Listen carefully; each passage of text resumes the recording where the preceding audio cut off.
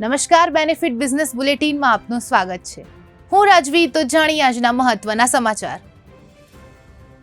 Stock market intraday update.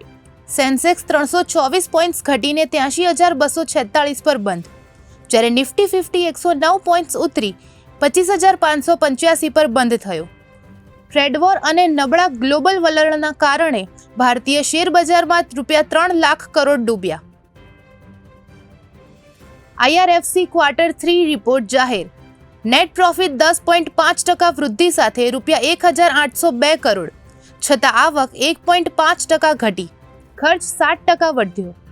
હવે IRFC 2.0 હેઠળ વ્યાપારિક ડાયવર્સિફિકેશન અને નફાકારક ઉધાર પર ધ્યાન કેન્દ્રિત. જિંદાલ 100 Q3 પરિણામ જાહેર. શેર 18% સુધી ઉપર ચડ્યા, નફો 70% વધ્યો, ₹151.89 કરોડથી ₹257.99 કરોડ થયો, છતાં નફો 49% ઘટ્યો. LNK એનર્જીએ integrated clean energy platform launch કર્યું. ₹10,000 કરોડનું રોકાણ.